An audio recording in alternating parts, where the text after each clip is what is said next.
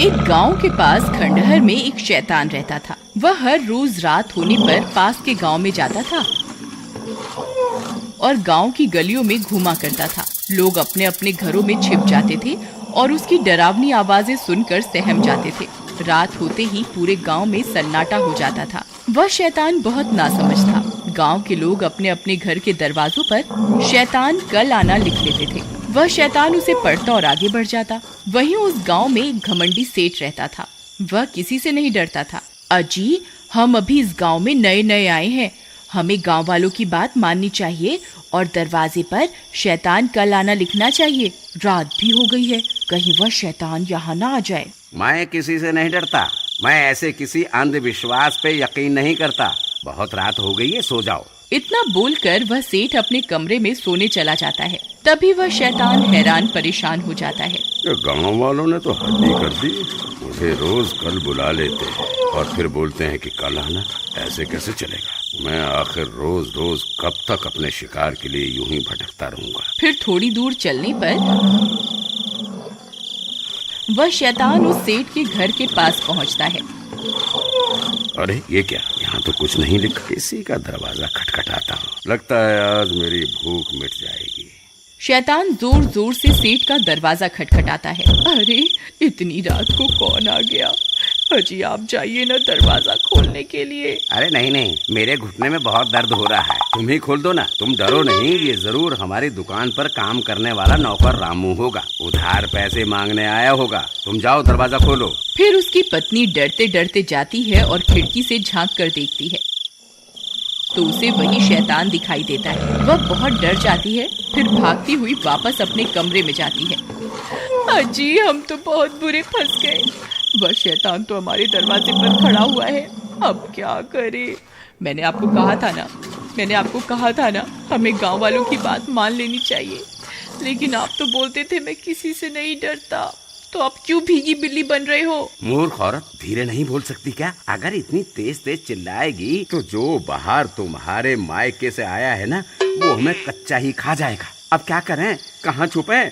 वह शैतान उन दोनों की आवाज सुन लेता है और तेज तेज दरवाजे को पीटने लगता है। खोल दरवाजा। मुझे पता है तुम अंदर ही हो। तुम गांव वालों ने मुझे बहुत मूर्ख बना लिया। बस अब और नहीं। मैं बहुत दिनों से भूखा हूँ। आज तो मैं अपना शिकार अपने साथ लेकर ही जाऊंगा। हाँ, अभी के अभी दरवाजा खोल, नहीं तो तोड़ दूंगा। ससुर जी, घर में कोई नहीं है। आप कृपा करके यहाँ से चले जाइए।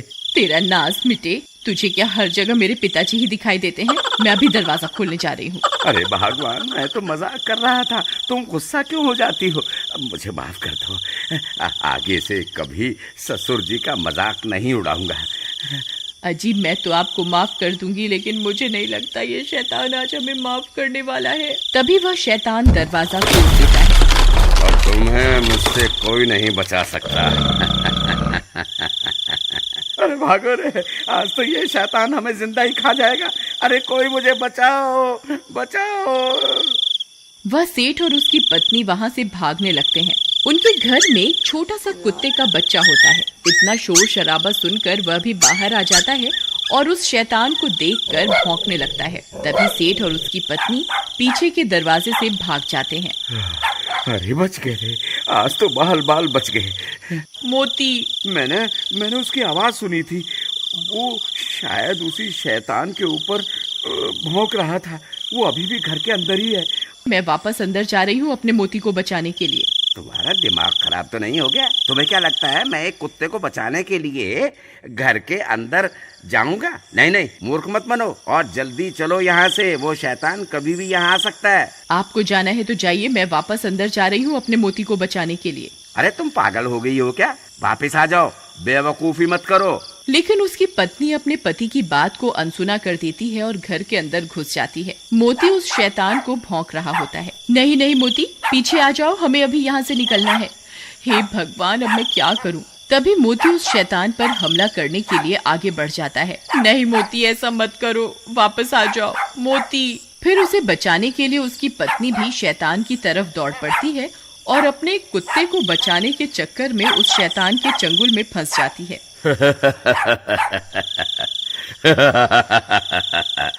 बहुत दिनों के बाद कोई शिकार हाथ लगा है। मोती, तुम भागो यहाँ से, भाग जाओ, मेरी फिक्र मत करो, अपनी जान बचाओ। फिर वह शैतान उसे उठाकर अपने साथ लेकर चल पड़ता है।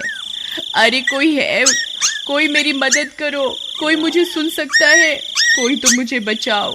सब गांव वाले अपनी अपनी खिड़कियों से इस मंजर को देखते रहते हैं, लेकिन मदद के लिए कोई भी आगे नहीं आता। सब डर के मारे अपने अपने घर के अंदर छिपे रहते हैं। लेकिन उसका कुत्ता मोती रात भर उस शैतान का पीछा करता रहता है। फिर थोड़ी देर में वह शैतान अपनी गुफा में पहुंच जाता है और सुषमा को कैद कर देता है। चिल्ला मत, बस थोड़ा सा इंतजार और कर ले। मैं आग जला लूं, फिर तुझे उस आग में पका कर खाऊंगा। तभी उसका कुत्ता मोती भी उस शैतान का पीछा करते करते वहां पहुंच जाता है। अरे मोती, तुम यहाँ क्यों आ गए? तुम यहाँ से चले जाओ, नहीं तो ये तुम्हें भी खा जाएगा। लेकिन मोती वहीं बैठ जाता है और उसके लाख बोलने के बाद भी वहां से नहीं जाता। मोती, काश इंसान भी तेरी तरह वफादार होता तो कोई ना कोई मुझे यहाँ बचाने के लिए जरूर आ जाता। अरे कोई मेरी मदद करो, हाय मेरी पत्नी को वो शैतान उठा कर ले गया, कोई मेरी मदद करो। तुम्हारी कोई क्या मदद करेगा भाई, जब तुमने खुद अपनी पत्नी की मदद नहीं करी। काश तुमने अपनी पत्नी को बचाने की कोशिश की होती तो तुम्हारी हिम्मत देखकर हम भी तुम्हारी मदद करने आते। भाई मुझसे बहुत बड़ी गलती हो गई, कृपा करके मेरी मदद करो। लेकिन अब हम क्या कर सकते हैं, ना जाने वो शैतान तुम्हारी पत्नी को कहाँ लेकर गया होगा। भाई वो इसी जंगल की तरफ गया है, चलो हम सब उसका पीछा करते हैं। तुम पागल हो गए हो क्या भाई? तुम्हें पता भी है ये जंगल कितना बड़ा है, हैं? हम कहीं भी इतने बड़े जंगल में तुम्हारी पत्नी को नहीं ढूंढ पाएंगे और हो सकता है हम खुद भी भटक जाएं। नहीं नहीं भाई नहीं, हम तुम्हारी कोई मदद नहीं कर पाएंगे। ठीक है, गलती मुझसे हुई है तो मैं ही इसको सुधारूंगा। अगर तुम मेरे साथ नहीं चलना चाहते तो मत चलो, मैं अकेला ही अपनी पत्नी को उस शैतान से छुड़वाने जाऊंगा। इतना बोलकर वह सेठ जंगल की ओर चल देता है। मोती, तू यहाँ से चला जा, तू मेरी कोई मदद नहीं कर पाएगा, ये शैतान आता ही होगा। अगर गांव वाले यहाँ होते तो जरूर मेरी जान बच सकती थी। फिर मोती सुषमा की तरफ देखता है और पलटकर वहां से भाग जाता है।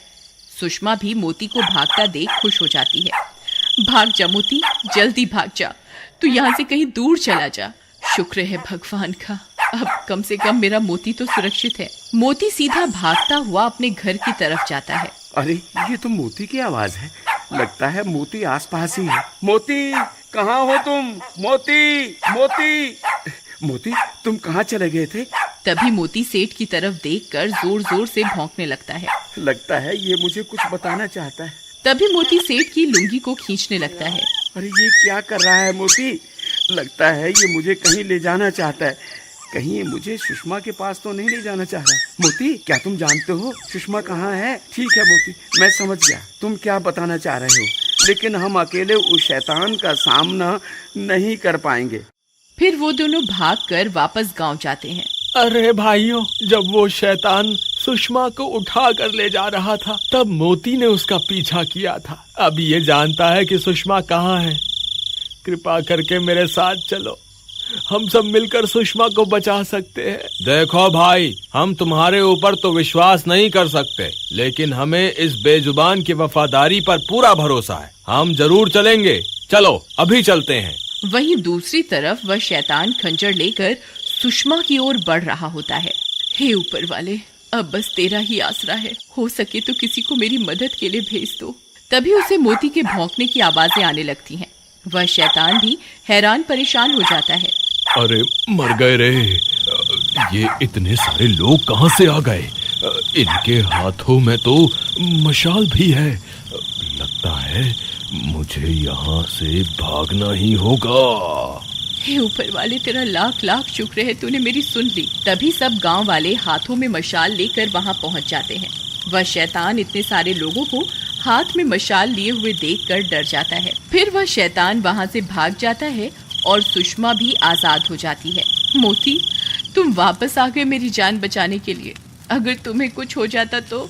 सुषमा, मुझे माफ कर दो, मैं तुम्हारी मदद नहीं कर पाया, एक बार फिर इस बेजुबान ने साबित कर दिया कि ये इंसान से भी ज्यादा वफादार है।